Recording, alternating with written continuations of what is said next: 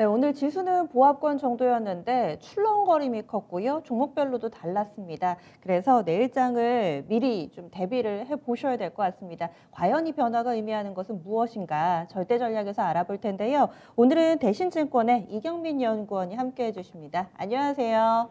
예, 안녕하십니까. 네, 오늘 장을 한마디로 어떻게 표현할 수 있을까요? 네, 배상락을 앞둔 데 따른 수급 공방이 굉장히 치열했다라고 음. 말씀드릴 수 있을 것 같습니다. 네, 그 부분이 상당히 좀 와닿는 게 금융 투자가 올 한 해 내내 뭔가 좀 지갑을 닫고 있다라는 느낌이었는데 1조 원 넘게 샀더라고요. 올해 들어서 가장 많이 산 것 같습니다.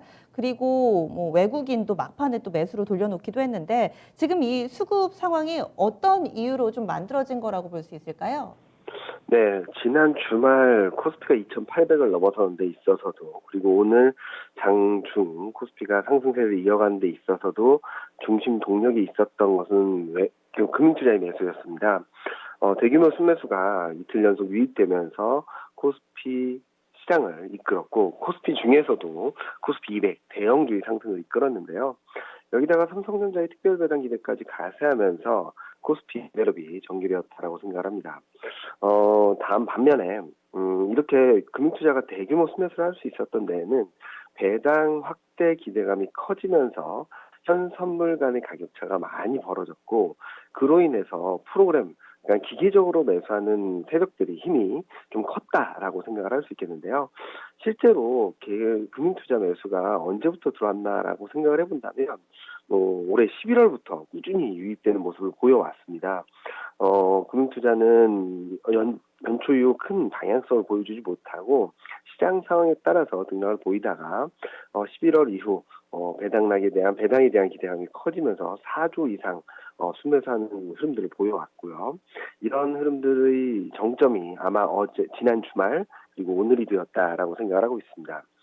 반면 개인 투자자들은 오늘 코스피 시장에서 9,300억, 코스닥 시장에서 8,700억 매도를 했는데요. 그동안 꾸준히 순매수했던 흐름에서 좀 이탈한 것이 아닌가 걱정을 하실 수도 있는데, 오늘 주식을 보유하는지 여부에 따라서 배당이 결정되기도 하지만 대주주 요건에 포함되는 분들 같은 경우는 세금을 내는지 양도세를 낼지 안 낼지가 결정되는 시점이었거든요. 그렇다 보니까 배당락을 앞두고서 금융투자 쪽에서는 배당 확대 기대에 따른 프로그램 매수가 들어왔고, 개인 투자자 입장에서는 양도세를 피하려는 좀 매물이 막판에 출회되지 않았나라는 생각을 합니다. 다만 개인 투자자 같은 경우는 당초에 좀 매물이 많이 출회되지 않을까라는 우려를 했었지만, 워낙 많은 대기성 자금이 있다 보니까 배당락 전일, 그러니까 지난 주말까지도 그렇다 할 매물 출회가 없었고요. 오늘도 1조 이하로 좀 선방하지 않았나라는 생각을 하고 있습니다. 네, 그래서 여러 가지 수급적인 요인이 맞붙으면서 팽팽해졌고 지수는 결국에는 제자리 걸음을 보여줬던 건데요. 이제 이번 주 내일하고 내일 모레 있습니다. 그리고 이런 수급적인 변동성, 뭐 배당락이라든지 이런 부분들을 감안해 봐야 될 것 같은데 나머지 이틀 동안의 체크 포인트들은 어떤 게 있을까요? 일단 2,800을 주도했던 매수 세력이 금융투자라고 말씀드렸지 않습니까? 네. 금융투자 같은 경우는 배당락 전에 굉장히 많은 매수를 보이다가 배당락 이후에는 좀 매물을 출회하는 양상을 보이거든요. 그렇기 때문에 내일 배당락으로 인해서 현물과 선물 간의 가격 차이가 좁혀질 겁니다. 내일 만약에 코스피가 좀 큰 폭으로 하락한다더라도 놀라지 않으셔도 되는 이유는 배당을 감안한 새로운 지수를 산출하기 때문이라서 자연스럽게 배당을 감안한 지수가 내일 산출되는데, 그로 인해서 금융투자 쪽에서 이 매물 압력이 커질 가능성을 열어놓고 보실 필요가 있다고 생각을 하고 있고요. 이와 더불어서 삼성전자 배당락 이후 주가 상승세가 이어지는 여부, 그리고 호재가 현실화된 상황에서 이번 주 후반 미국의 고용지표라든지 우리는 휴일이긴 하지만 한국 수출입 증가율이라든지 이런 경제지표 결과에 민감한 반응을 보일 수 있어서 지금까지는 기대했던 변수, 좀 실망했던 변수, 호재, 악재에 민감했다면 이번부터 앞으로는 경제지표 결과가 시장이 좀 더 예민한 반응을 보이지 않을까라는 생각을 하고 있습니다. 네. 그리고 앞서 배당 막차도 탈 수 있지만 대주주 요건을 피할 수 있는 마지막 날이다 얘기를 해주셨는데 그럼 배당을 노리고 들어왔던 금융투자 물량은 빠져나갈 수 있다면 그러면 이제 대주주 요건에서 좀 자유로워진 개인 투자자들의 수급은 오히려 역으로 들어올 수도 있지 않을까요? 네, 그 가능성은 충분히 있다라고 생각을 합니다. 대주 조건에서 벗어난 개인 투자자들의 매수세가 계속적으로 유입될 수 있다라고 생각을 하는데요. 그런데 최근 지난 주말과 이번 오늘까지 시장의 상승세를 이끌었던 금융투자 쪽에서 매물이 출회되게 된다면 개인 투자자 매수 강도에 따라서 조금은 등락이 좀 엇갈릴 가능성이 있다라고 생각을 하고 있고요. 말씀하셨듯이 개인 투자자의 매수세는 시장이 든든한 안전판이 될 것으로 전망을 하고 있습니다. 네. 그러면은 이번 주는 오늘 포함해서 3거래일 정도밖에 이루어지지가 않는데 일정상으로도 좀 정리를 해주시죠. 네, 일단은 내일은 배당락이라서 선물 지수, 그러니까 코스피나 코스피 200 지수가 큰 폭으로 떨어지고 시작할 가능성이 높기 때문에 여기에 놀라기보다는 시초가, 그러니까 장 초반에 결정된 지수가 얼만큼 만회되는지 아니면 플러스 반전하는지를 좀 보셔야 될 것 같고요. 30일은 폐장일로서 2020년을 마감하는 날이고 우리나라 휴장이긴 하지만 31일 미국 실업수당 청구 건수는 전월 대비 증가세를 보일 것으로 예상되고 있어서 경기 불안이 좀 커질 수 있다라고 보고 있습니다. 그리고 1월 1일에는 12월 한국 수출입 증가율이 발표되는데요.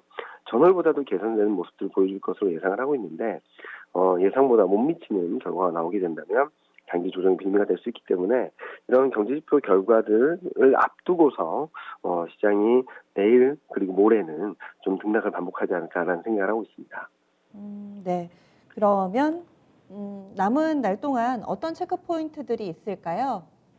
일단은 코스피 2,800을 돌파 시도를 했던 금융시장의 매물 출회 여부, 그리고 앞서 말씀드렸던 것처럼 배당락으로 인해서 시장이 출렁일 수밖에 없는 내일 장 초반이긴 하지만 이보다 더 밀려날지 아니면은 이를 극복하고 낙폭을 만회할지 아니면 플러스 반전까지 이룰 수 있을지 좀 지켜보실 필요가 있는데요.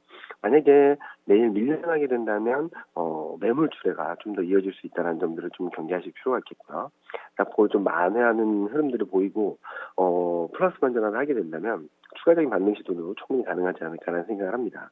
그리고 뭐 다들 아시다시피 최근 변이 바이러스 영국 그리고 남아공에서 시작된 변이 바이러스가 글로벌 전반적으로 확산되고 있다는 점들도 경제 지표에 대해서는 조금은 부정적 영향을 주지 않을까라는 생각을 하고 있거든요. 지금 현재 시점에서는 호재가 많이 반영되고 이런 호재들이 많이 현실화된 상황에서 악재가 나오게 된다면 여기에 좀 더 민감한 반응을 보이지 않을까 생각을 하고 있어서 당분간은 적극적으로 대응을 하기보다는 조금은 몇 가지 변수들을 확인하고 경제지표를 확인하고 들어가셔도 늦지 않을 것으로 생각을 합니다. 네. 그리고 하나 환율 한번 여쭤볼게요. 물론 이경민 연구원님이 투자 전략을 주로 짜 주시기는 하는데 지금 환율 동향 보면은 오늘 평소 대비 좀 많이 출렁거렸고 또 특별한 이유가 없었던 것 같은데 6원이면은 꽤 많이 빠졌던 것 같습니다. 이 배당이라든지 특수성이 증시에는 영향을 주는데 사실 이런 부분들이 환시에는 딱히 영향을 안 주지 않나요? 오늘 환율이 이렇게 출렁거렸던 원인은 어떻게 좀 볼 수 있을까요? 일단은 지난 주말 몇 가지 이슈들이 있었습니다. 유럽과 영국 간의 무역 협상이 일정 부분 잠정적 합의를 되면서 노딜 브렉시트 가능성이 굉장히 낮아졌고요.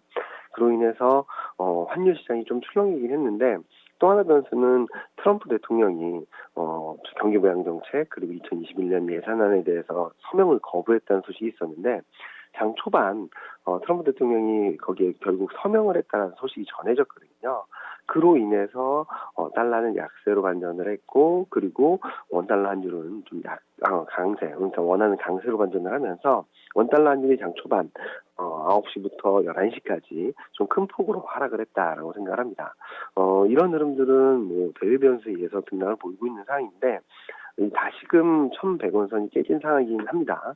그렇지만 지금 뭐 원달러 환율이 다시 더 레벨 다운 된다 하더라도 기업 실적에는 조금 부담이 될 수 있고 반등을 하게 된다면은 수급에 그러니까 외국인 수급에 좀 부정적인 영향을 줄 수 있기 때문에 환율 변동성이 커지기보다는 좀 이 수준, 1,100원 수준에서 좀 등락을 보이거나 안정을 찾아가는 게 주식시장 측면에서는 가장 우호적인 환경이 되지 않을까 생각을 합니다. 네, 트럼프 미국 대통령 서명했다는 뉴스를 오전장에 보긴 봤는데 증시에서 크게 집중하지 않아서 제가 잊고 있었나 봐요. 이 부분 때문에 환율 시장 또 오전에 많이 빠졌다 이렇게 얘기를 해주시니까 또 바로바로 이해가 됩니다. 그러면은 남은 이 2020년 증시를 좀 어떻게 대응하면 좋을지 투자 전략 총정리 간략하게 좀 부탁드릴게요. 일단은 대신증권에서는 2021년 굉장히 좋게 보고 있습니다. 음. 코스피 3000시대에 진입할 것으로 예상을 하고 있는데요. 그런데 올해 한 해만 놓고 본다면 저점 대비 거의 2배 가까운 상승세를 보이고 있습니다. 좀 많이 올라왔다면 많이 올라올 수도 있고, 단기적으로 봤을 때 많이 올라왔다고 볼 수도 있겠고, 긴 호흡에서는 더 올라갈 룸이 많다라고 볼 수도 있는데요.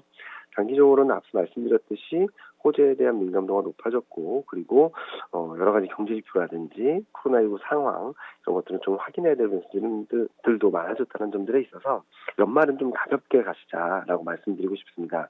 2021년 연초 좀 길게 본다면 1, 4분기 중에는 분명히 좋은 기회, 2021년에 대응할 수 있는 좀 새로운 기회가 올 것으로 예상을 하고 있어서 연말에는 조금 가볍게 가시고 건강 잘 관리하시고 새로운 새해를 맞이하셨으면 좋겠다라고 생각을 하고 있습니다.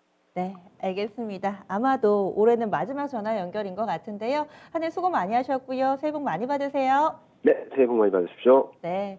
대신증권의 이경민 연구원 연말은 가볍게 보자 이렇게 이야기를 합니다. 그리고 내년에도 우리 증시 계속해서 긍정적인 시각으로 대신증권 하수뷰 내놓고 있는데요. 이런 부분들 감안하셔서 큰 그림에서 내년도를 미리미리 좀 준비해 보셔도 좋을 것 같습니다.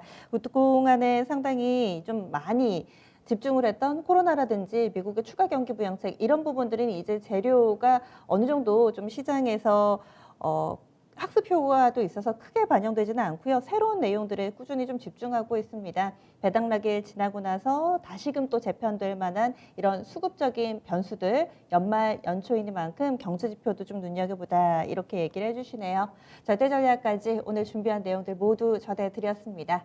지금까지 다양한 투자 판단에 대한 도움 말씀드렸고요. 종목의 상승과 하락을 보장하지는 않습니다. 종목 고민은 이어지는 진짜 쉬운 진단 시간 활용해 보시고요. 전 여기서 인사드릴게요. 함께해 주셔서 고맙습니다.